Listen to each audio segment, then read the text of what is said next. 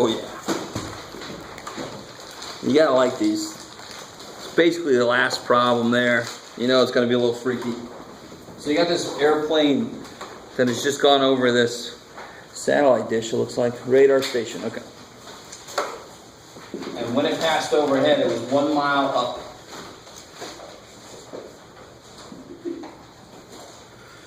And so here I am now. Awesome drawing skills. Can't draw, just make sound effects. Flying at a speed of 350 miles an hour. It's up in the air 1 mile. At time t equals 0, it's right above this guy. So they're trying to find an expression for S, I believe.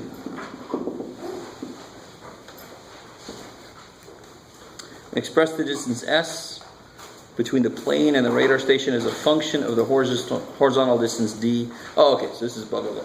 Okay. So we know that this is 1 mile. And the problem says express S in terms of D. Right? I think they use exactly that. Blah, blah, blah. As a function of the horizontal distance D. Obviously, the further this plane goes, what's going to happen to S? It's going to get bigger, right? Right when it's overhead, it's 1 mile. The minute it's gone over a little bit, this, of course, is going to be longer than 1 mile. If you swing it back over, it's, above 1.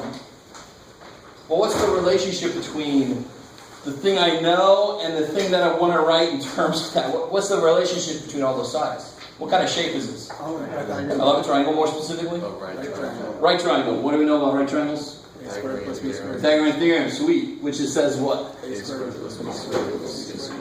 guys are all freaking me out. Like you're going to march down the hallway. A squared plus b squared.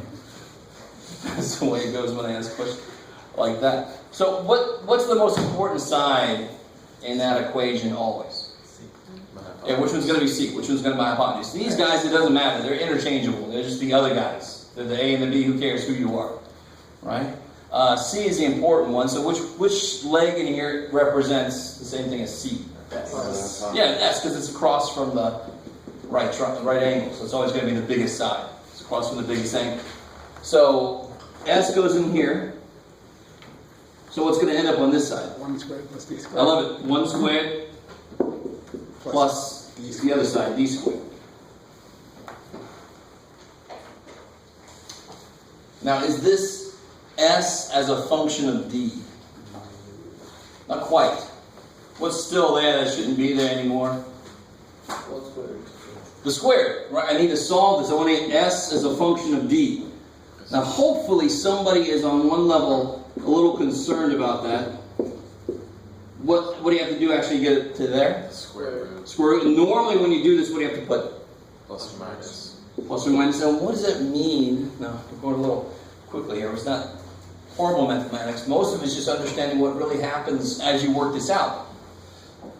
If that plus or minus had to be there, is this a function? No, because there's 2 outputs for any one given input, right? That's the problem with trying to do this. In fact, that's how you can tell some functions aren't, some candidates for functions aren't functions. This is if you can't solve for S. What saves are asked here? They can't go into the ground. Yeah, S can't be negative, right? What the hell would negative mean? It wouldn't even mean in the ground because it'd still be so much distance away. It'd mean like I've gone into another dimension. I don't know what it would mean. Right? You're negative distance away. What is that? So instead of putting plus or minus, I could just leave Plus. plus. Why can't it be negative? Because it's the side of the triangle. It's the distance away. It can't be negative. So I'm saved. There's my S as a function of D. That's what they mean when they say that. If they want to write something as a function of something else, I should be able to write that thing equals mess with the other dude, right? S equals mess with D. Cool. So now I can just say, okay, how far have I gone? And I can figure out how diagonally far away am I from the radar station. What's my true distance away from the radar station depends on how far I've gone. How are we doing so far? Semi-decent? Yeah. What the square root cancel out the b squared, or no? Since that's one big term. See, this is the kind of thing we got to be careful. When I see something like this, this does not equal this.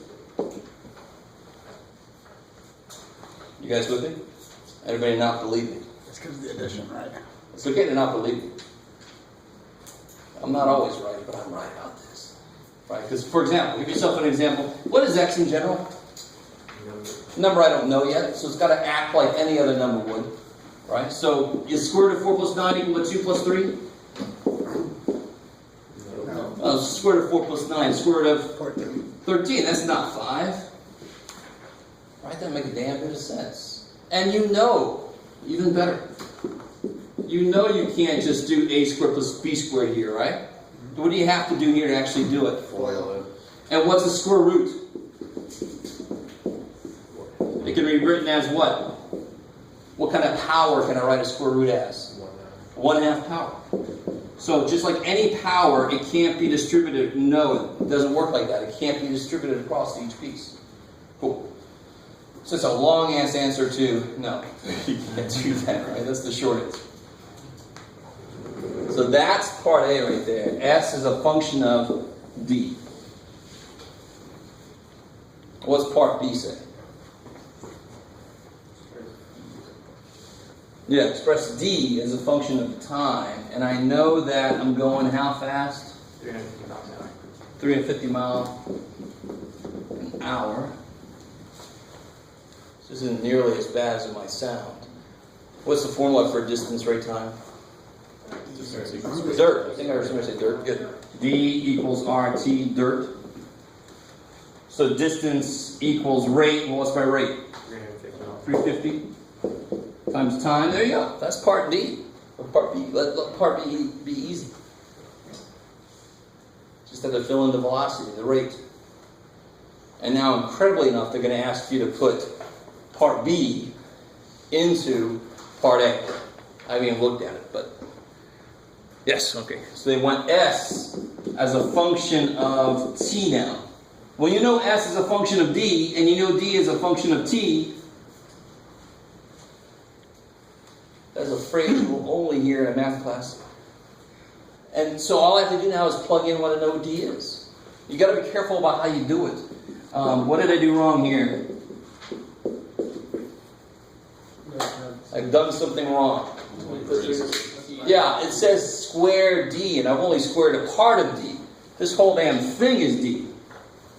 Right, so then you can do 350 squared in your calculator and see what the hell that is. So now this is S as a function of T, because that's the only variable I see in there. So S is a function of time. So then I can, as a pilot, I can say, how long has it been since we went over the radar station? And I know how far away we are from the radar station, right? Okay. Cool. Because the aliens have made this into a laser. I want to make sure it can't reach me. Or whatever. Get you through a problem. Anything else from homework? Yeah. Number 15.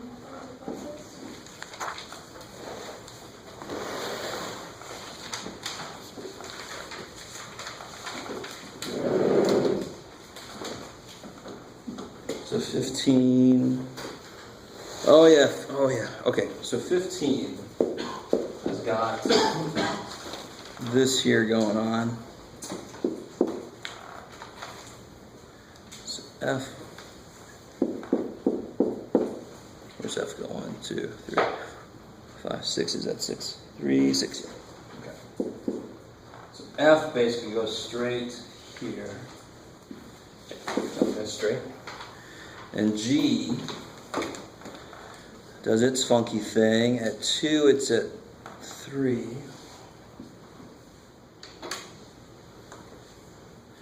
And then it's about there. So it goes like that.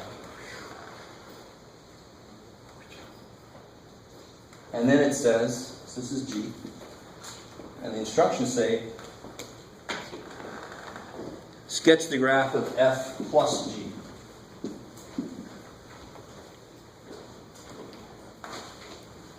So how the hell? They didn't give me what F is. They didn't give me what G is. They gave me pictures, right? But can somebody tell me what f plus g at 0 has to be? This would be f at 0 plus g at 0. What's f at 0? 2. G at 0? 2. So f plus g at 0 must be 4. So where's the point that f plus g goes through that I know so far? 4, 0. 0. All right, cool. I knew you were there. So f plus g goes through the point 0, 4. Are you guys with me? That's what they mean by graphical addition. You just have to take one point's output, add it to the other point's output, and put it at the input where you are.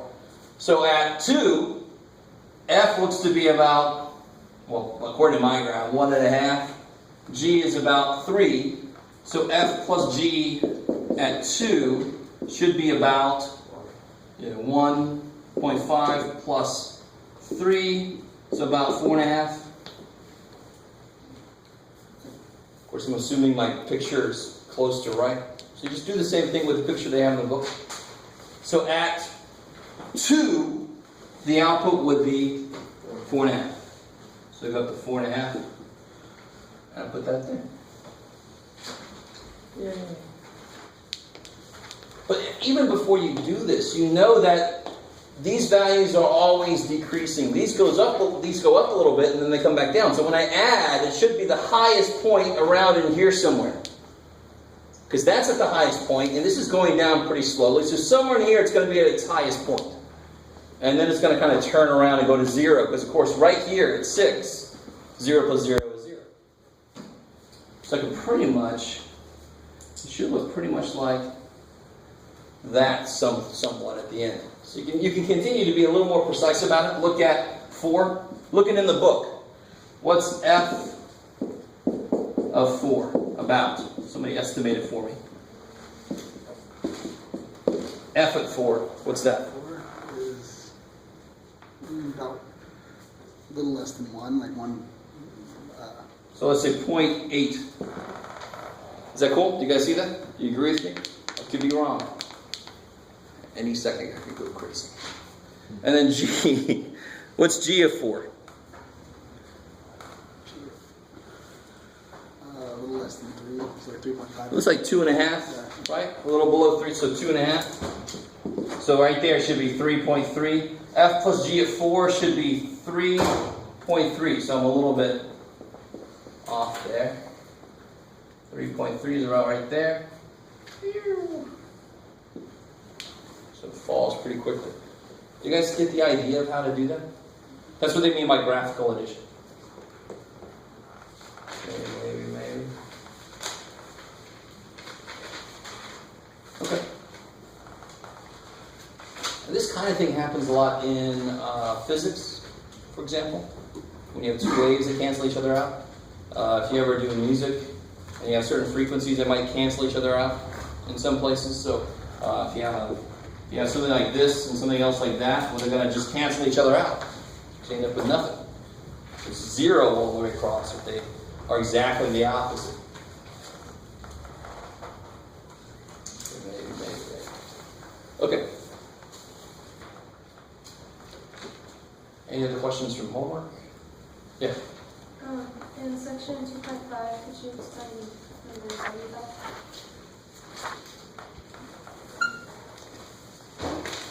Oh. Okay. So when they ask you about symmetry, what do you test when I ask you about symmetry? What do you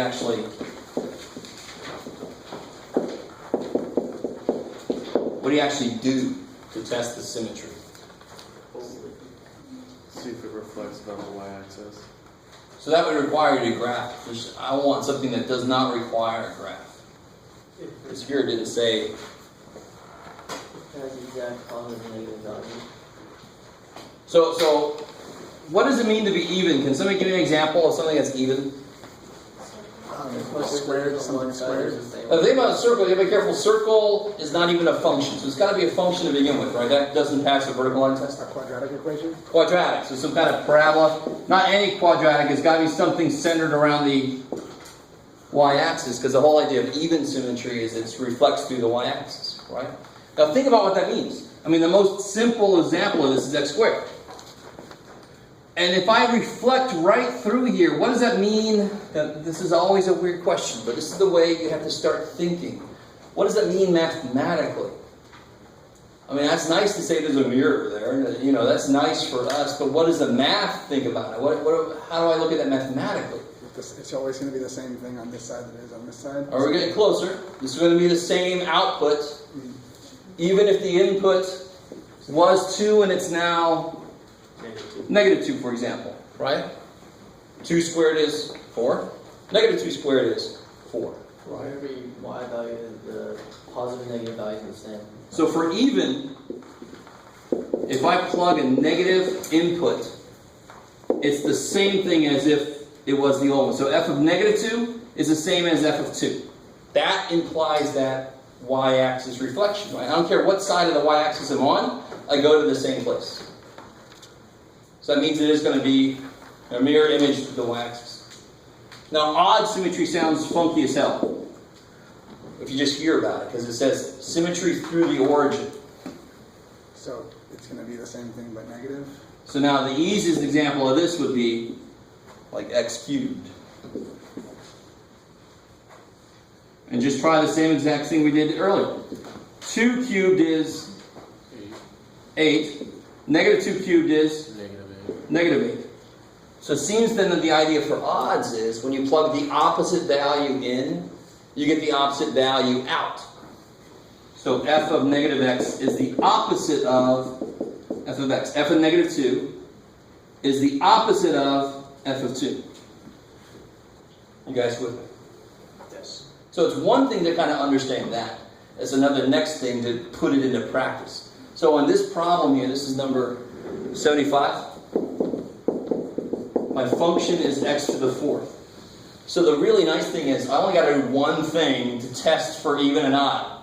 I just plug a negative x in. But this seems to throw a few people off. What have I done wrong here?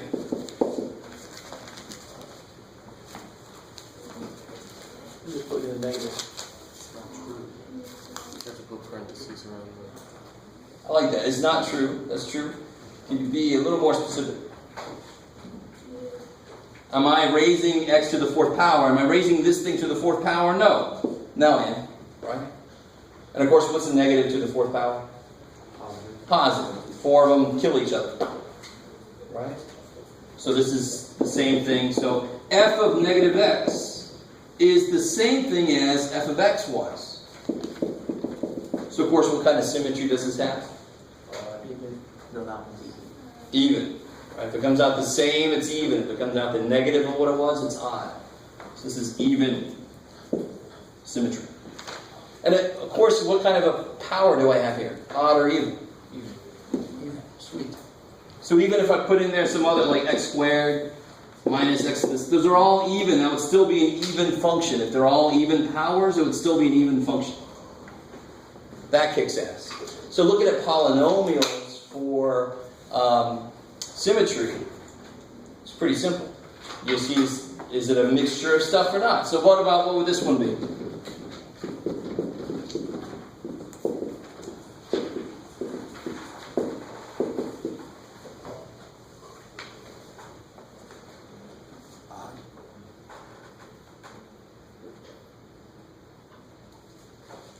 Now the funny thing is when we start teaching something specific like this, you gotta get into the mindset that it's gotta be one or the other. But it certainly doesn't have to be either one. Well, it doesn't go through the It origin. looks odd so far, and then oh shit, it's not. Is it even? No. Is it odd? No. So it's neither one. Right? In fact, I think somebody earlier said, I asked what's a good example of something that has even symmetry, and somebody said quadratic, and that wasn't technically wrong, but it also definitely wasn't right, because I can draw a parabola all day long. Has that got any kind of symmetry? Not really, not officially, not according to the axis. Now, when we start talking about quadratics specifically, some of you guys might already know this, you can say it has its own little mirror that it carries with itself, the axis of symmetry. But to be officially odd or even, it's got to be one of those two things. With respect to the y-axis or through the origin, and that's definitely neither one. That is neither. This would be a mixture of odd and even powers. Cool. If you go on to trigonometry, has anybody taken trig already? You guys talked about even odd a little bit, right? Because you're going to know sine and cosine if they're even odd. It's a little, so you guys should be pretty good with this.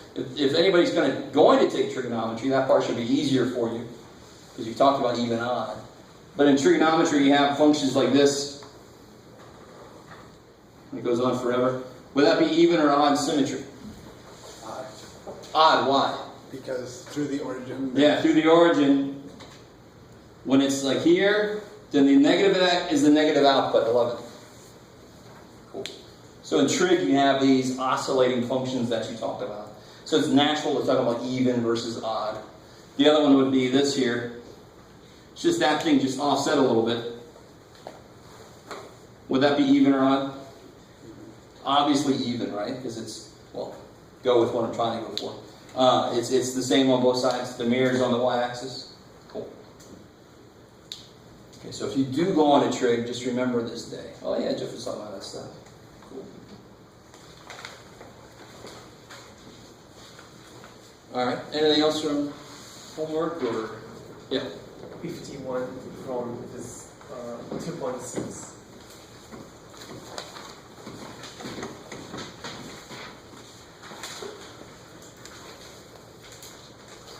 Two six. Yes.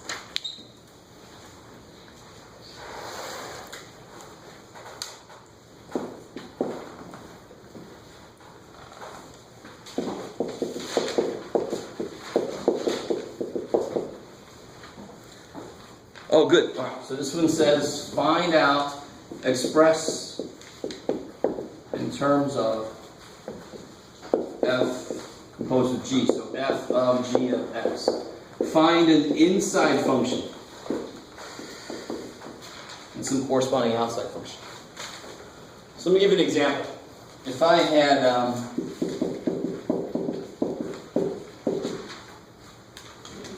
and I wanted to write it as f of g of x, can anybody tell me there's a function inside of another function here?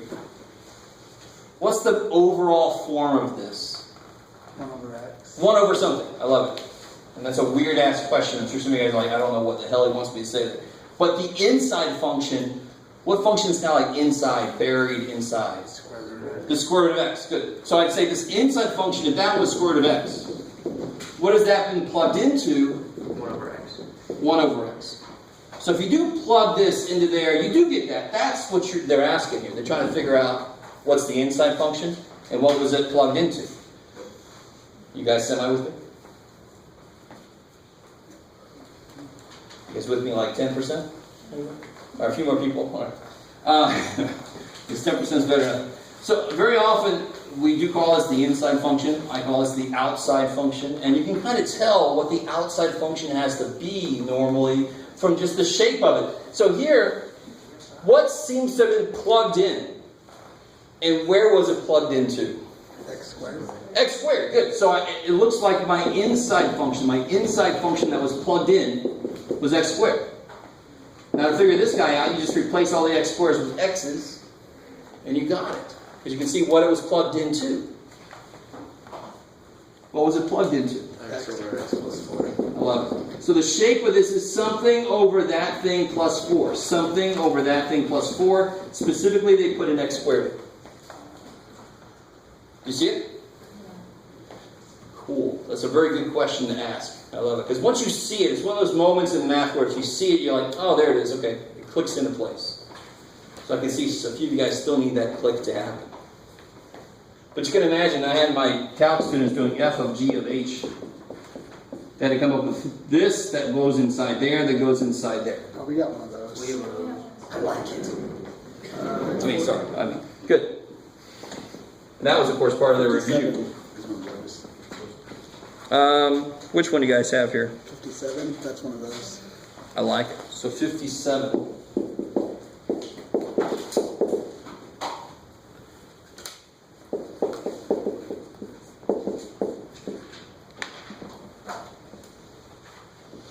Now, when you start talking about multiple, not just FG, but FGH, you start thinking about the innermost, and then the middle, and then the outside. So, very often, it's easy to see the inside and the very outside.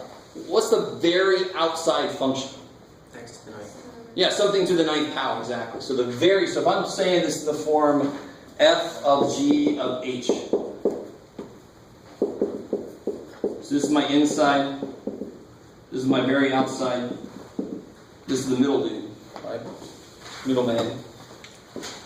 Does that make sense? Can you guys see that? It's something to the ninth power, basically. And it's got some other shit thrown into it. So the outside function is like the real form of it. And then we're just plugging specific stuff into it. Right? So then you kind of break this down the same way we just broke that down. What's the basic form of that?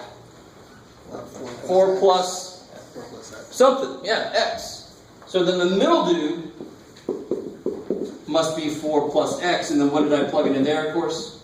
Cube root of x. Yeah, so the very inside dude is exactly what I would think for the very beginning is the very inside dude, cube root of x. So if I plug this into there, I get 4 plus cube root of x.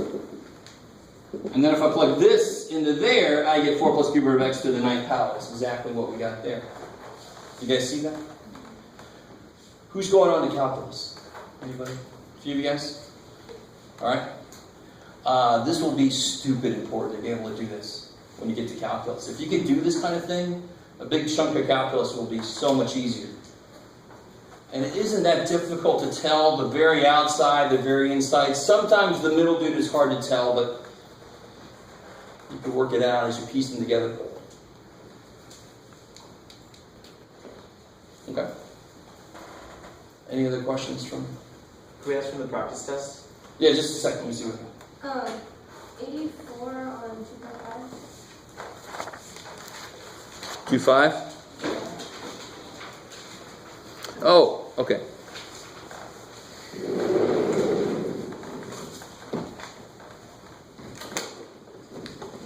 What's the main, if you had to describe absolute value graph to somebody, very quickly, how would you describe it really quickly? Distance from 0. The graph of it, the shape. Oh, You can say it's a V. That's a really quick way to say it. So why must it be a V? So somebody said positive. So the inside function, this guy is just x, and he looks like that. So what's the absolute value do to this? It takes anything that was negative and flips it positive. So it just flips it over the x-axis, right? That's basically what it does visually. You guys with me? Maybe. So that's exactly how I get this graph, because it just flips all those negative. So now if I have this parabola, and I take the absolute value of the function, and they give me a function x squared minus 1. If I do this now, what parts will it leave alone? just reflect the bottom up. What parts will it leave alone? The, The outside part, they're already positive. They're fine. Or 0. It's fine with those. Just the middle part's going to do what? Flip up. It's going to reflect. Right? So it's just going to do that thing. It's going to go up to what point? 4. 4. I love it because it was down at negative 4 before. So you would just say that negative values of the function flips positive? Exactly. Reflects across the x-axis or becomes the positive value of what they were, however you want to say it. I like it. You were saying something earlier about if something's symmetrical, it can cancel itself out. So would that be in one of those cases or no? This funny, now, let me ask again, I think I keep asking this because there's a lot of cool graph stuff that happens, but does anybody work with music sound equipment? Anybody? Shit.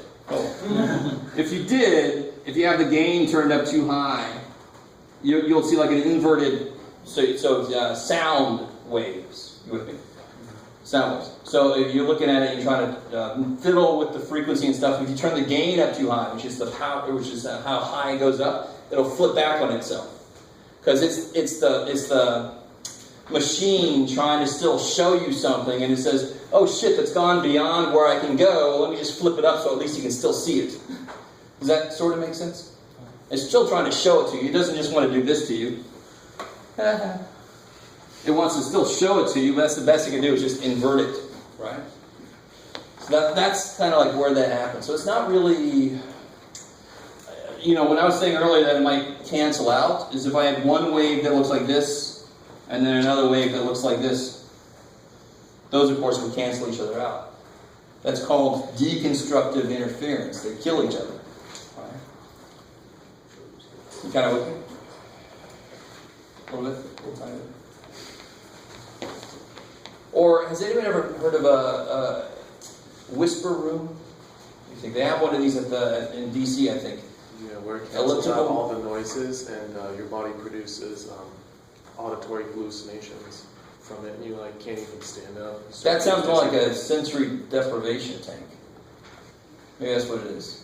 So it's Yeah. like sound Is canceling there headphones. an oval where you stand in 2 points of the room and you can hear anything? I love it because the whole room is shaped elliptically. So if you stand at certain points called the foci, we will study ellipses way later. But this is interesting right now. As the sound bounces off the room, they all tend to collect at this other focus. And at any other point, they kind of cancel out. They do this deconstructive interference. At these 2 points, they do constructive interference. So if I'm standing on one focus and you stand at the other focus, I can see. And you'll hear me perfectly fine. It's almost weird. Right, so you're over there like, dude, I just heard you say. Yeah, I know. And then you have stupid conversations like that. But that's kind of neat stuff, and that's kind of like what I'm talking about with that cancellation thing. Well, that's what those headphones do. Yeah, oh yeah, noise canceling, exactly. Noise canceling. Then you have the white noise stuff, which is actually just, like it plays just static noise, just to cancel out everything else. I love it. Okay. Yeah, because I think the noise, they actually take the input noise and they try to play something that will cancel that specific frequency out. And that's why they cost a decent amount. $500. Yeah, exactly. If you buy the shitty sound canceling headphones, you can actually hear the buzz because the input isn't as good. So they play the wrong frequency sometimes. So that's the wrong name for that. Well, yeah, if you buy the bad ones, they'll hear a buzz. If you buy the good ones, you won't hear anything. Yeah, you won't hear anything. You also have no money left. So anything else before we go to the practice test? Anything else from homework? Okay, so let me go ahead and give you guys, I'm not sure how many of you have done this already or want to. Again, the practice test, don't turn it in. I don't need to see it. I'm going to give you the answer key. One thing not to do with this is do not just look at my work and agree with it. Right? You go, oh yeah. Yeah, that's what I would have done. Don't do that. Doesn't do a damn thing for you. Gives you false confidence. What you want to do is try out the practice test and then look at this. If you're not going to do the practice test, maybe don't even look at this. Right? Here we go. Make sure you got a front and back. My printer likes to mess with me.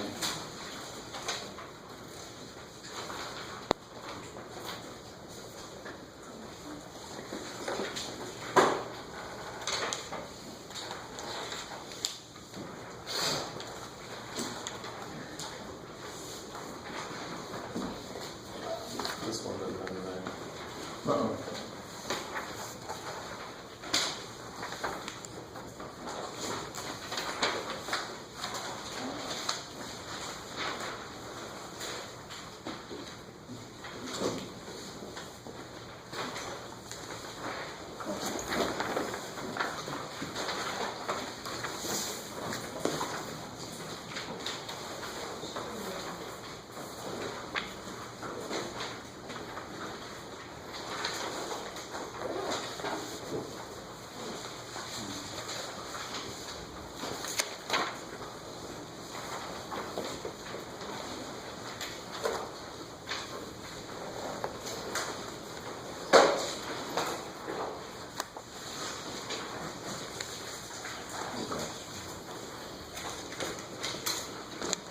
There's one on the back This is actually an answer key. You might be able to tell that I taught 176 last year. I keep forgetting to change the number to 175. This is the same practice test they got because it's the same topics until they get to trig. On the back, I think it's 8B. I just didn't feel like trying to edit that. So there's an example of one that leads to no real answers. But it's not the same one you had in your practice test. So we can do that one together. This is 8B.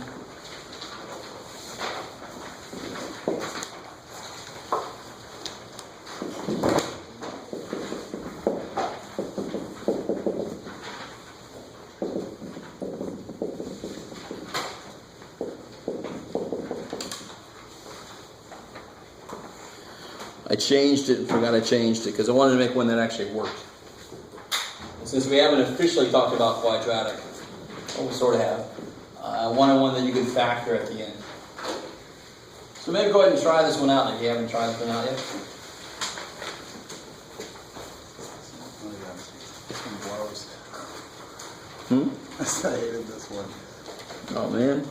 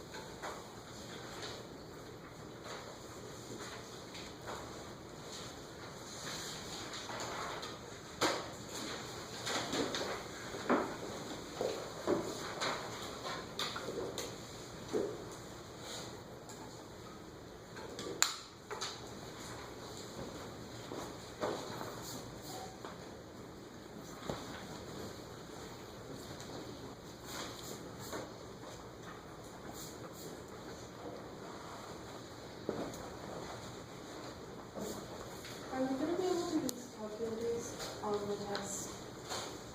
Yes. Okay. Just one more example, please. As always, if I don't specifically say like number 4 in there says use your graphic calculator to find the solution. If I don't say that, I expect you to do it by hand. Okay. You can always check yourself if you know how on the graphic calculator.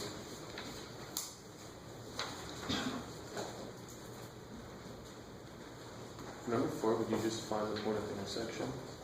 Or like to solve 4x minus x cubed? Yeah, so you plug that into y1, that into y2. You just find the Find point where of they meet. intersection? Mhm. Sure.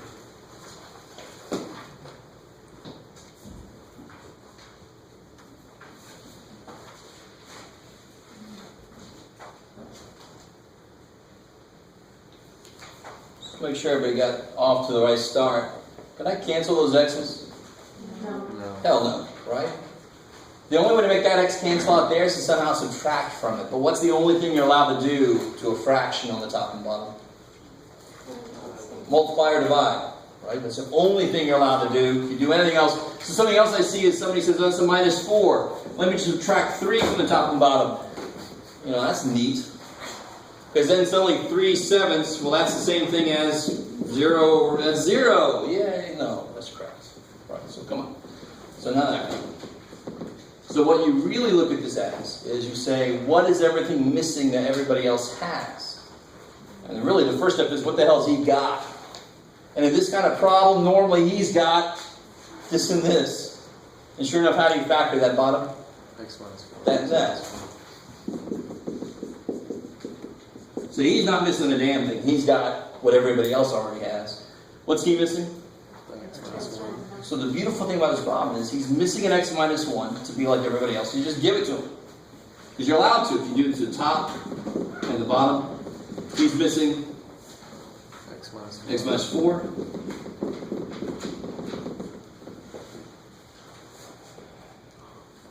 So normally when we deal with fractions, we want LCDs so we can put them together.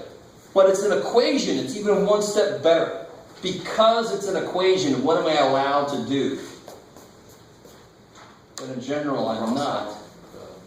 What they share. In a way, but be careful. Why exactly? You can just ignore all the denominators. I like it, but why?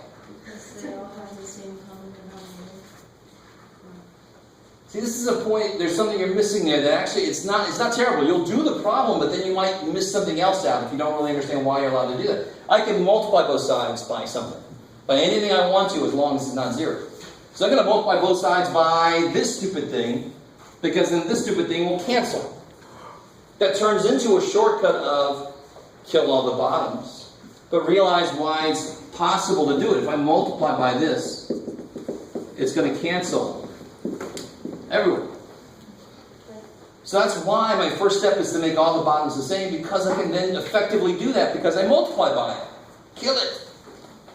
The minute I show my students that, we get somewhere like here, and then they go, oh, I can kill it. Yeah, it's gone. Yeah, I get one. Right? No, That's crap. That's Where'd that come from? That's not legal. You can't just suddenly multiply by X out of nowhere. You're going to pay me $10? I don't like that. I'm going to multiply by 8. Now you pay me $80. No, you can't do that.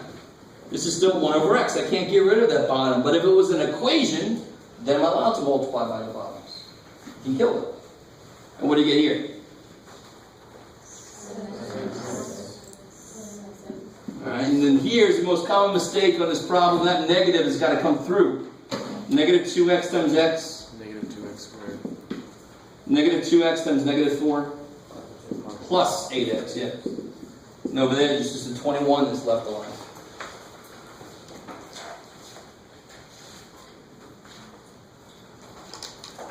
So through Math 90 and Math 110, you should have gotten, that's what I call equation now. Because that's where you just learn how to solve every damn type of equation. And then here you start learning new functions, but you should know how to attack this kind of equation. It should not be a big deal.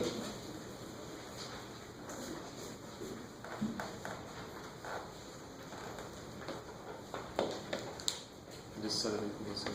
Yep, good. I like it. So now you see there's a power that's not 1 on your variable. You want to get it equal to 0. Personally, I always try to keep this guy positive. It makes it a little bit easier. So I'm going to pull everything that way. Now you guys keep going. Couldn't you just divide by negative once you set it equal to 0? You could. Yeah. If I just move that in, in my head, I can pretty much just move it over that way. Yeah.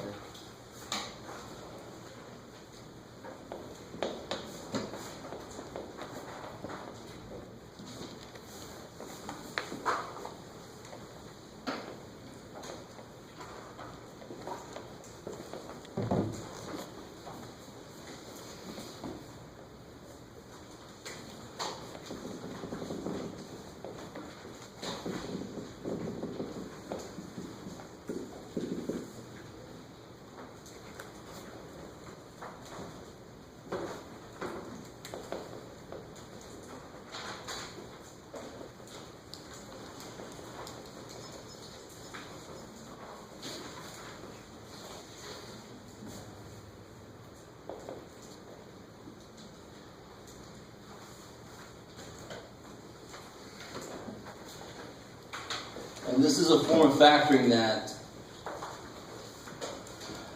a few of us in here don't like. And I definitely don't want to see quadratic formula if it's something factorable. You should be able to check to see if it's factorable and see that it is. So how in the world do you start this off? And then how do I know to factor this thing? It's set equal to 0. Yeah, the reason I set it equal to 0 is so I can get this factored so I can see its pieces. And make this a very simple problem, a few simple problems. So what's the first step in trying to factor this thing? Find out what equals to 56. And 1 over 20 over 2. 2 Yeah, you've got to take this number into account there. You've got to multiply that by 28. 7. So you get 56. Yeah. And then you need two numbers that add to be 15. They're going to be the same sign, so they really do add to be 15. That multiply to be 56. Negative 7. Good. And they're both negative. I love it. I can't just jump to the answer. The answer is not x minus 7, x minus 8. That doesn't make a damn bit of sense. So what do I use those two numbers for? To do grouping. Break it up the middle term so I can group it. Right? So the negative 15x, 2x squared stays the same. This is minus 7x minus 8x. And the plus 28 is still there. And grouping is relatively easy. Now I'll show you a different way to do this. Could you swap the 7 and 8? Yeah, it doesn't matter which order this is in. If you do it one way, you'll get something on the outside. If you do the other way, you get that on the inside. So you end up in the same place. So just to finish this out, what comes out of there? X. I like it. What comes out of there? What kind of 4? Yeah, so this guy's telling you what to do. This is a negative 8 right now. How to make it become a positive 2? Take out the negative 4. Because you can't do the next step unless this is the same as that. So this is always a clue as to what the hell to do over there. If math is giving you a hint, do not use that. Right? Double negative. Oh well, I'll be you are. It's math class, you know. So you get X minus 4. x minus 4, good. 2x minus 7. I see this all the time. What's wrong? Why did that person do that? Because it's 2 values of 30 is 2. So you thought there were 2 of them. There's not 2 of them. There's one that was distributed to the x and the 4. That's why there's only one of them, right? I don't have x cubed up here. So how could that be squared x and an x? That would make x cubed. That doesn't make any sense. And it still equals 0. So sometimes you feel like we've done enough work, we just stop there. But of course, the whole point is to solve this thing. So what do I get? X equals 4. X equals, add 7, divide by 2. 3.5. Good, 3.5, 7.5. Are those the answers? No, Why not? because these four will be good enough. Good, so if you start with the equation with radical in it, you got to check your work to make sure that everything actually works. It doesn't make it become some complex number. If you have a problem with rational expressions, you got to make sure your answers don't make any of those freak out. And of course, 4 makes him freak the hell out. Throw them out. Should sound very familiar. Now, does anybody ever tell you it's a little evil that math says the answer is 4 and 7, and when it's not 4? It's like, math, you bastard! Why did you tell me the answer is 4? Right? Make math into somebody I can beat them up. Why did math tell us that? Why is it okay for math to say, "Hey, the answer is 4"? No, the answer is not 4. It's stupid. It doesn't care that 1 can't go over 0. It doesn't care. It's a good point. Math is like, I'm an idea. I don't give a shit. But what did we do? That turns out it wasn't legal to do, but we didn't know it at the time. What's the one thing I can't multiply both sides of an equation by? 0. Thank God, because then every equation would be 0 equals 0. We don't know anything. And we'd still be lugging rocks around and killing things with rocks. That would be bad. But the one thing we did was we did this. We multiplied by this. I didn't know it was 0. Now when we get down here, math says, dude, you multiply by 0 there. Oh, shit. Okay, sorry. So we crossed that one out. By doing that illegal thing, math says, if you're allowed to do that, then the answer can be 4. Well, the answer can't be 4, so we weren't allowed to do it. We just didn't know it at the time. You guys get me? So it's a trade-off. It's like we did something we didn't know if it was okay, then math said it wasn't really okay. Okay, cross that out. That's the only answer. That's where extraneous solutions come from. Because we did something we weren't allowed to do, or we did something where we lost information. Like if we square both sides of an equation, we lose information about whether it was negative or not before. And that introduces extraneous solutions, these wrong solutions. Okay, how are we doing so far? Okay, all right. Whew. So that's the one I think that was not really on your answer key, was 8B. So on your answer key, 8B is the problem I had before on there. You have to use quadratic formula for it.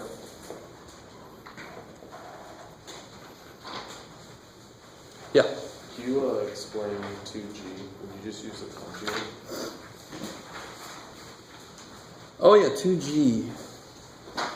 Real quick, building up to 2G.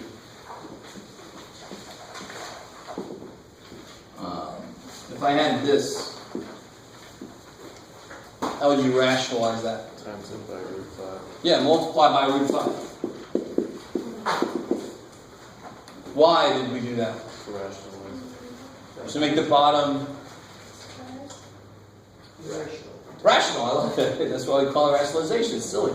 So originally it's irrational on the bottom. So if we want to rationalize it, we want to make it rational. We want to make it not radical anymore. So we multiply by another 5 because I can't do the square root of 5. Because the square root needs how many things in it to be done? 2. I can do the square root of 9 because 9 has 3. Why the hell am I saying all this crap? Because I'm going to give you this one next before I finally get to the actual question. What if I add this? I always get somebody tell me, oh, cool, you just, what I learned from your lesson, Mr. Waller, is you just multiply by the same damn thing. I'm like, this is never what I said. Is that enough? No. What's a cube root need in it You gotta multiply it to be twice. done? You gotta multiply it twice. Yeah, how, can you do the cube root of 9? No, because 9 only has 2 3s. But what's the cube root of 27? 3, because 27 has 3 3s. I need 3 things in it. So right now I've only got 1 5. I need to multiply by the cube root of 2 more 5s. So that's why I call this completing the root. The root needs 3, I got 1, so I'm going to give it 2 more. You with me? I'm giving him what he's missing. Why is it legal to do that? Because I do it to the top also. Then it's completely legal. So then this would be cube root of 25. And I've designed this to be 5. A third of 5 times 2/3 of 5 makes a whole 5. Aw. Okay, a complete job. Okay, so the actual question is a little bit weird. It's root 3 over 2 root 7 minus 1. This thing is evil. If I try to multiply by root 7, sort of like what we're doing up here, it kills this guy, but then, damn, distributed power. Right? I pick up another radical here, would I, if I distributed this through? And I'm trying to make the bottom have no radicals in it at all. So that's no good. Multiply by the whole thing. Multiply by the whole thing, but it's conjugate. So if I multiply by 2 radical 7 plus 1, the only place that could possibly have radicals would be the middle term.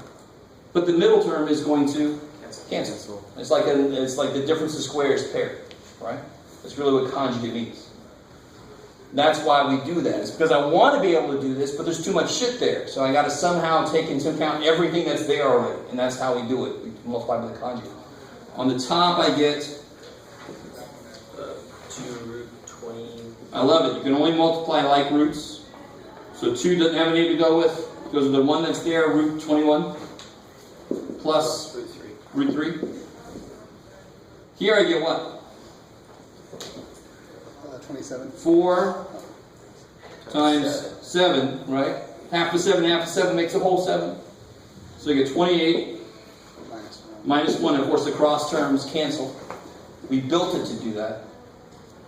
So that's where I get the 2 radical 21 plus radical 3 over 27. How do you get the 28?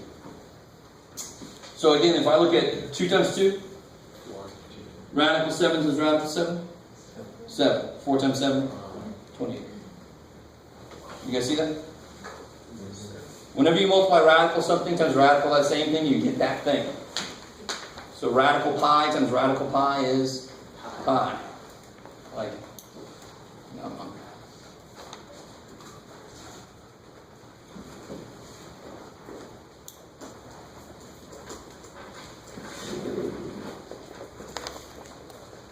Okay.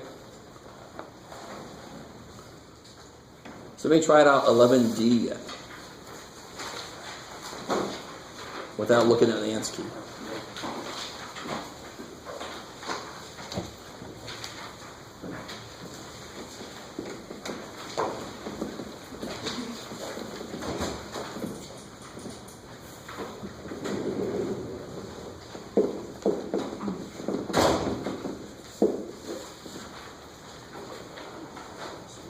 did he ask you to factor it?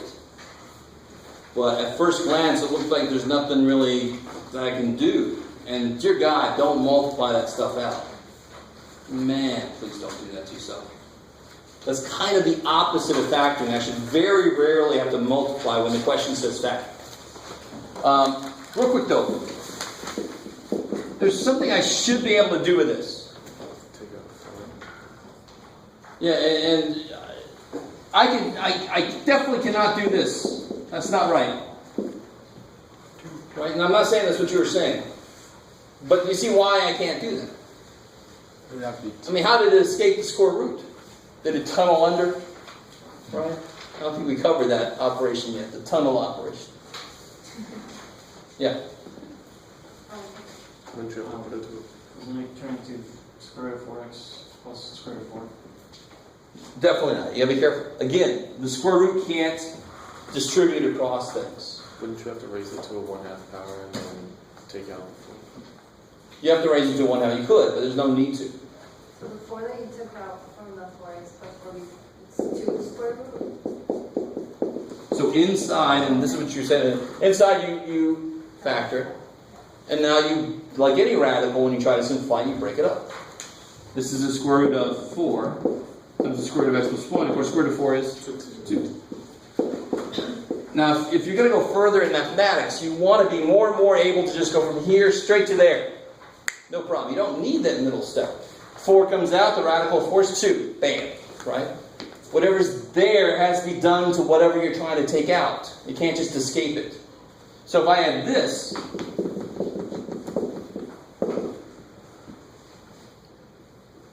same idea, except I can't take a 4 out. It can't escape having what done to it?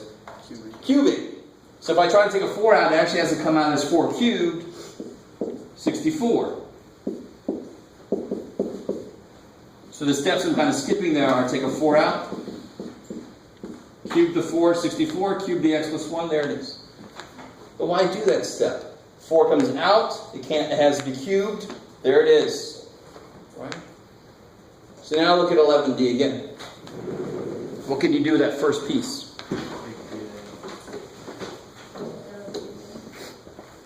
Take out a who, what? A 3 and a 3A. Good.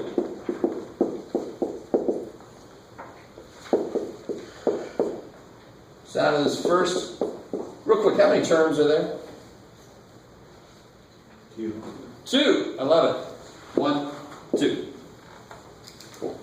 So out of this first term, I can take a 3a. It can't escape being squared, so it's got to be written as 9a squared.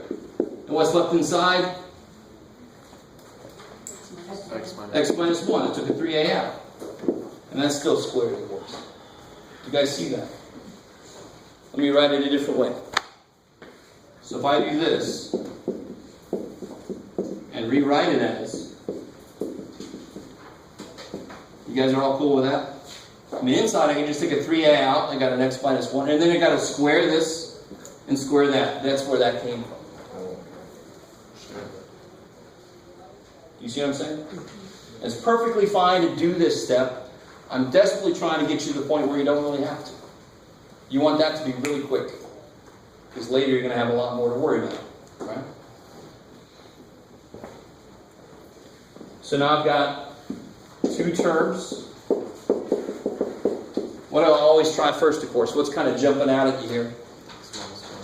Yeah, they both have some x minus 1s. They also both have A's. They have A's. They have 3's. Like, so what comes out? What number? 3? How many A's? A squared. Good, the least I see. And how many x minus 1's? 2. Good, the least I see. From here to here should not be something that gives you a lot of trouble. It's really just, they both have a 3, take it out. They both have 2 A's, take them out. They both have 2 x minus 1's, take them out. And what's left here? Plus 3A. 3. No more A's are left. No more x minus 1's are left, right? Well, you have 1 left because that cube went over there. Over there, yeah, not over there. So this first guy just has a 3 left. Plus. What's left here? Good. 4a cubed x minus 1. That's it. Just 1x minus 1, right? I had 3, I took 2, and so I've only got 1 left. And you could distribute this. It wouldn't really do anything for you, so that's why I just stopped there. I mean, that's basically what it looks like. And believe it or not, whatever class you're going into next, if you are, if you're going into 178, if you're going into 180, factoring is one of the main things that screws people up. And this is the kind of factoring you would see in 178 or 180. It's something related to this. So it's really weird to me how everybody, they get the calculus beautiful. They do the calculus because it's new, and then they just kind of like, okay, next problem. Shit, we didn't leave out, you left out the algebra. That's it for right there.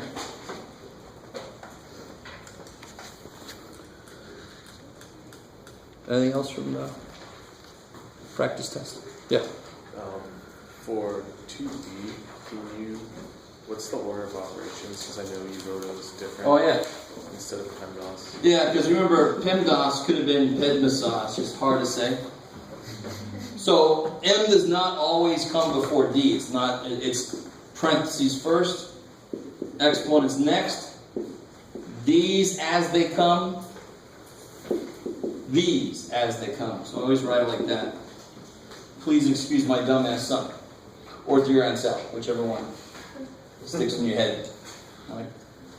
You don't have a dumbass son. Maybe you are a dumbass son. I don't know. But the biggest mistake people make is when I write something like 4 divided by 4 times 2. Somebody always tells me that's 4 divided by 8. I always like to say that's not fair. What's actually being divided here? 4. If I rewrote this, it would be 4 divided by 4 times. How the hell would that get down there? You guys with me? Okay, it's the same thing as I have $7. I owe somebody 10, but then I find a 5 laying on the ground. I'm good. I should be able to pay them off. Keep my thumbs for another day. Right? But if they do this to me, shit. It's not fair. I'm not subtracting 15. I'm only subtracting 10. It's the same exact idea. I'm not dividing 8. I'm only dividing 4, man.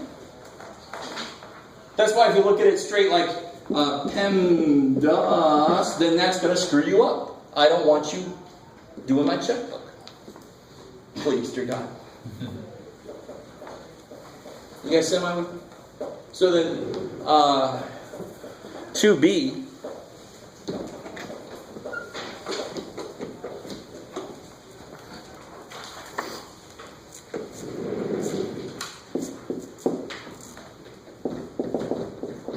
Yeah, this is where, people would make that exact mistake on this problem. You definitely do what first? Parentheses. 3 minus 5. Negative 2. And then you exponents, so 6 minus 100 divided by 25 times 4. So I did all my exponents. So the big mistake people would make is they'd say, okay, that's 100. And then divide 100 by 100, get 1, 6 minus 1 is 5, yay! Right, completely wrong. Because I'm not dividing by 100, I'm dividing by 25. It's like, that's why I say do it as it comes. You're definitely doing this last. No matter what the hell you think of PEMDAS or PEDMASA or excusing whatever, you got to do subtraction last. Right? So it's not 6 minus 100, 6 minus, I don't know yet. But you do this part as it comes. This is division, multiplication, you do it as it comes. So you get 6 minus... 4 times 4, 6 minus 16, negative 2. This is such a fundamental thing. I try to always reinforce for my Math 88 students, for example. The first learning is to say, it doesn't depend on if you're in the order operations section. This is true, period. Until you get to really funky ass math, where you start talking about entire different number systems and things, where maybe this is different. Until you get to that point, when you're talking about real number system, or even just the complex number system, order operations is the law of the land, it's period. Right? So it's a little important to really be able to do it. Okay. When my calc students make this kind of mistake, I weep. I do. When you guys do it, I pretty much weep, just not as much. It's not tears. Don't make a mistake like that. That should not be anything.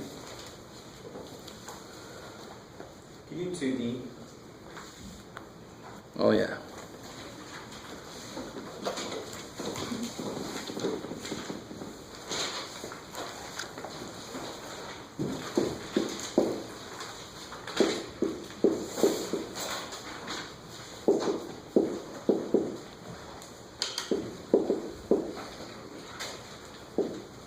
Alright, so once and for all, let me see if I can get you guys. The way I look at things is not the best way to do it, period. It's just the best way for me, but it just makes so much sense to me. Now, if this doesn't make sense to you, you can keep doing it whatever way you normally do it. I wouldn't go through this whole business of 2 minus -5 and maybe making a negative mistake in my head, right? It's really easy to forget you got 2 negatives sitting next to each other. I've got 2 A's up there. What are those 5 A's going to do? Why? Because they're doing negative power. So what I always get is to get somebody bring the A squared down. Why the hell would it go anywhere? It's positive. It likes it up there, right? These guys are going up. How many A's do I have on the top now? 7. I had 2. There's 5 more coming. I got 7. I mean, don't make any more out of it than that. That's all it is. And of course, 3 over 12 is 1/4. Those 5 come out making 7 A's on the top. Those 3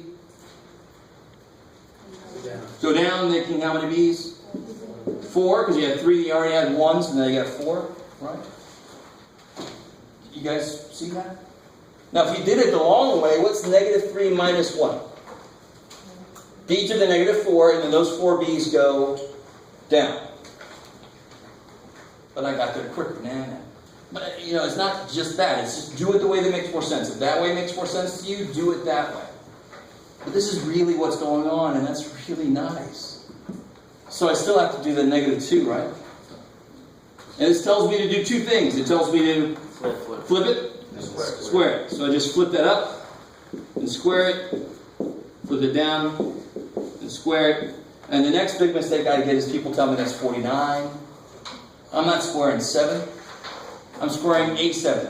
So you get A7 times A7, that's 14, right? You add those powers. So here you multiply when you raise powers to power like that. You raise something with power to power. You multiply. Now, if you make the kind of mistake every now and again, it's just, we're all human. I still make that mistake. I'll do something like A9. I'm like, shit, it's not 9, Jeff. You got to multiply. It's okay if you catch it, but if you don't catch it, but if you do it everywhere, then I'm going to be very concerned.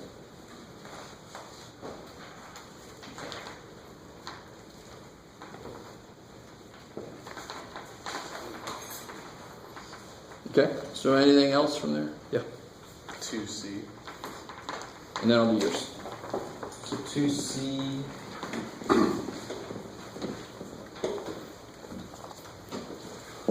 This is another order operations kind of thing.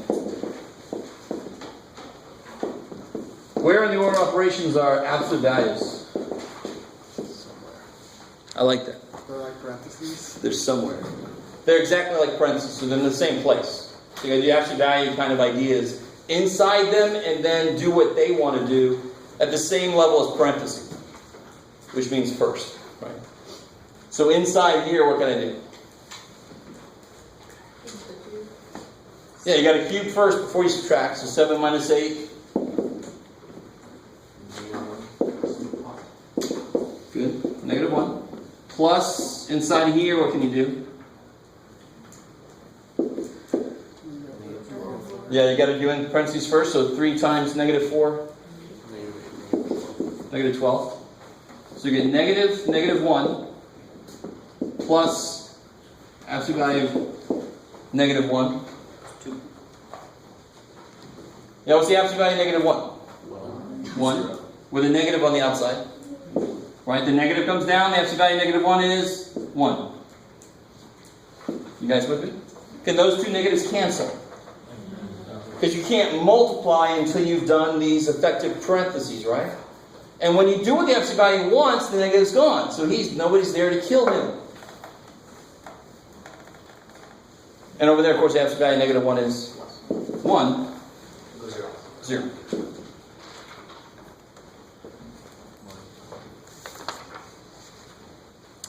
Yay, I got the one right. Yeah. Could you clarify on what you did on the second step of number 3?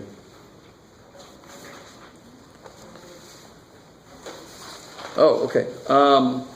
So if I know that I have a line that's perpendicular to some other line, what does perpendicular actually tell me about two lines? It's like an exact 90-degree angle. I like it. So official definition is they meet at a 90-degree angle. They intersect at a 90-degree angle.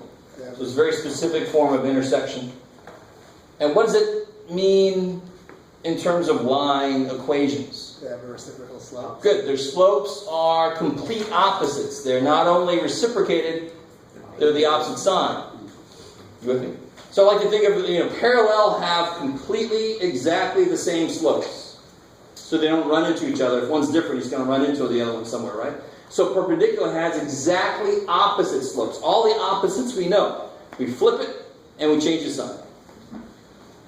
What's the quickest way to find the slope of a line if I'm given its equation? Solve for y. So I'm given its equation. If I solve for y, the slope just pops out. You don't understand how nice it is. If you get y by itself, you know the slope, you know the y-intercept. It's just by looking at the damn thing, right? That happens with circles, with hyperbolas, with ellipses, with even parabolas. If we put it in the right form, we see all this stuff just jumping out at us. So here if you solve for y, divide by 3, add to 5. You get that thing. So what's this guy's slope? 2/3. So what's our slope? Good. Change the sign and flip it. And you know that we go through, so slope is one thing I need. Point is another thing I need. The minute I get those two, I just plug it into the point slope formula. This hopefully sounds familiar. You should have had exactly this kind of problem at some point in the past. I go through the point, -1, -3. What's the equation that I can use here? Yeah, you could use this one, or to be completely honest, you can actually use this one directly. Well, let's do this one first, and I'll show you this way. All right, so this, what do I plug in where? Y minus -3 equals m -3/2 times x minus -1. So there's the y piece, there's the x piece. Good so far? And now you just clean that up, right?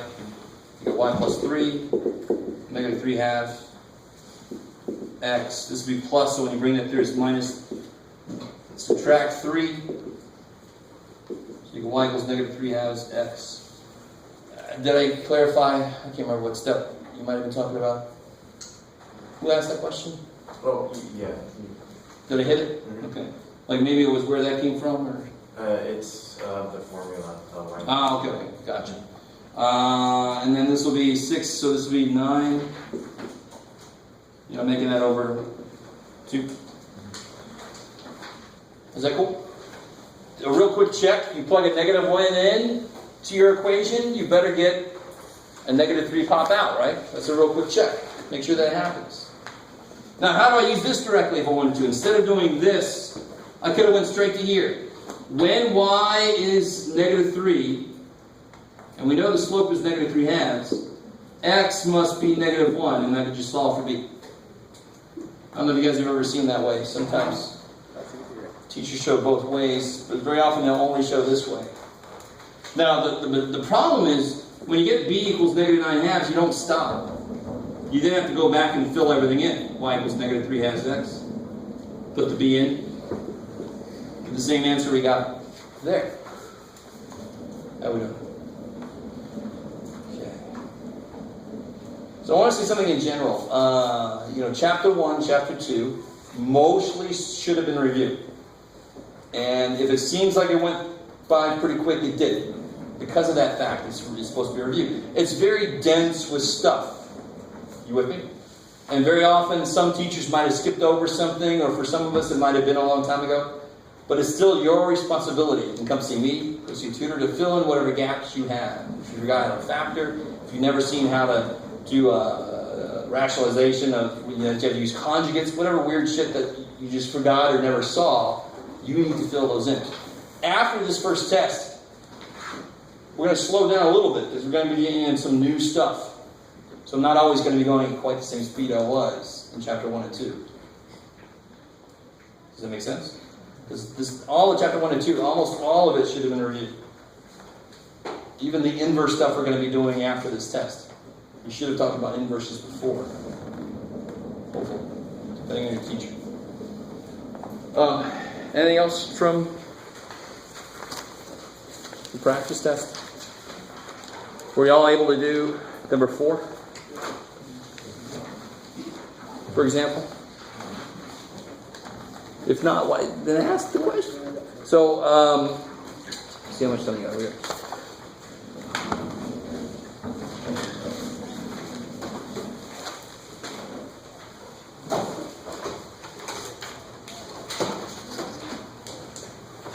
Put it up here.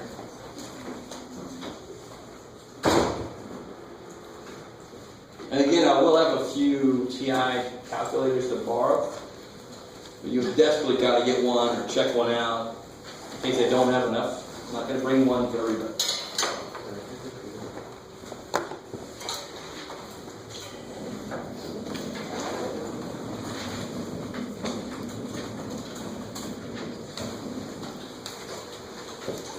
And no, you're not allowed to use your laptop or your smartphone or any of that. Even if that's what you use primarily for your calculator, you're not allowed to use those things. Yeah.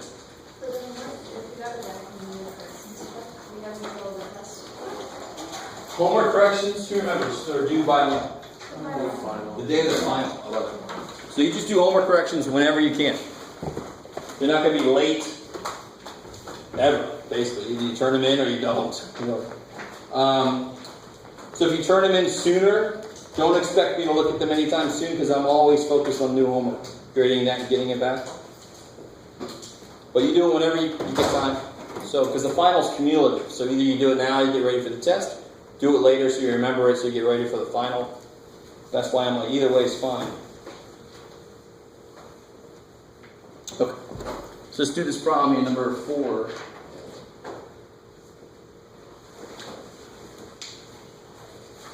Do we really need that many options? Okay. So number 4 says some funky stuff. It says, use your graphic calculator to solve this equation.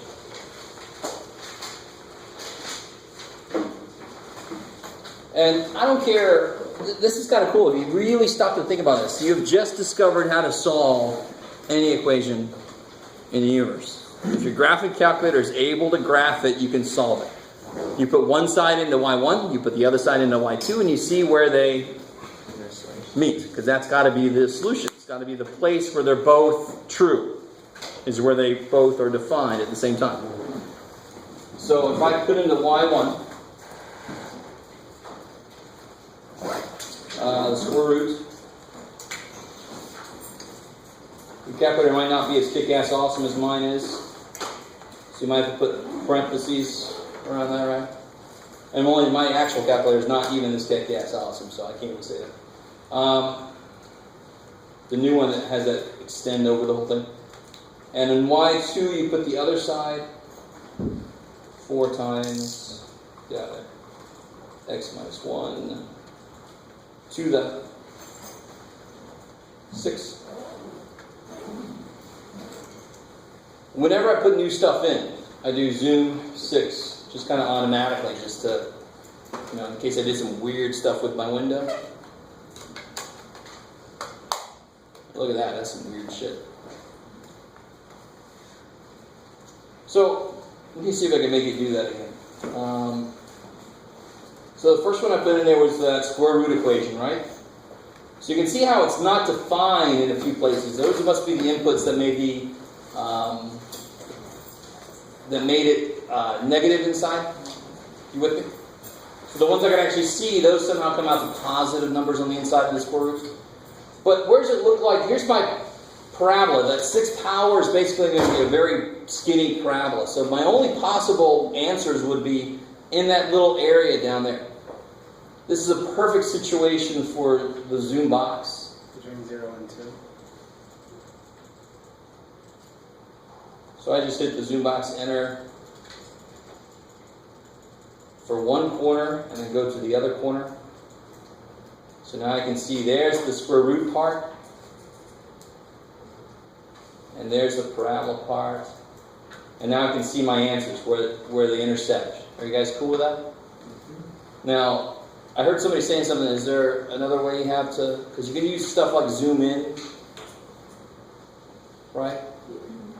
Let's zoom in. Now, if you do zoom, let's go back to normal and just watch this graph it again.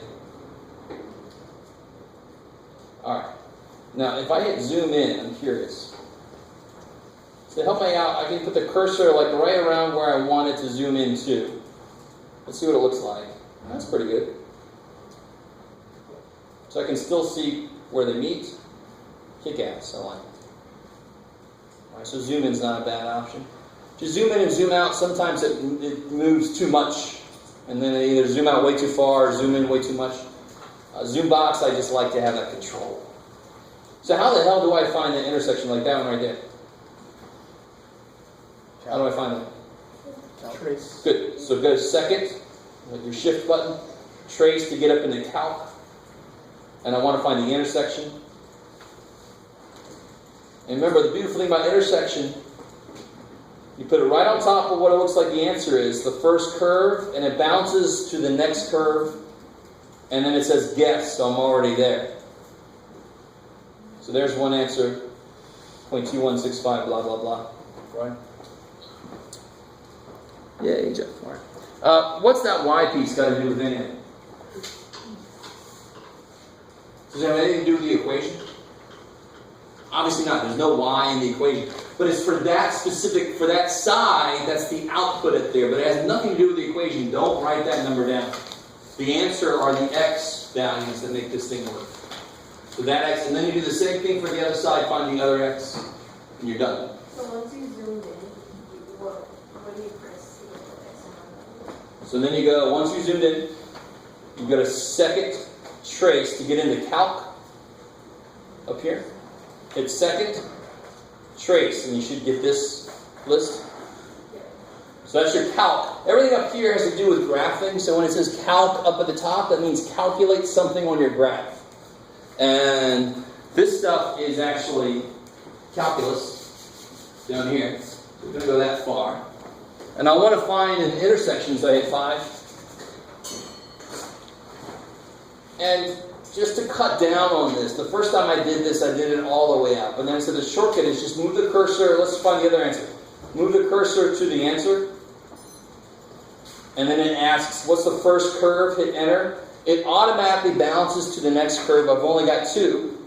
So I hit enter. And it says your guess. Okay, I already put it there. Enter.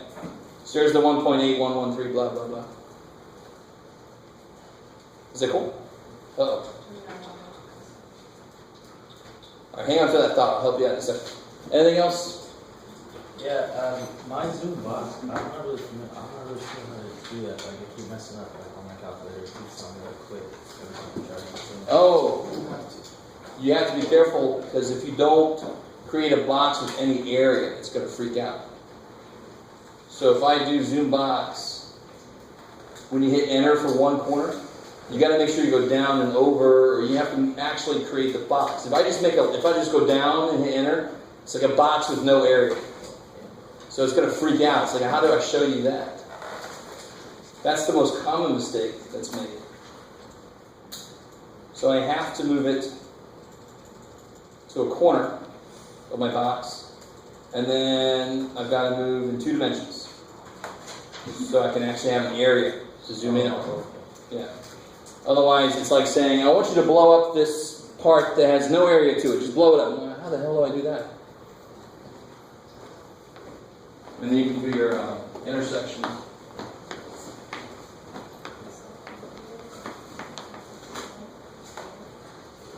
Okay. Yeah. Yeah.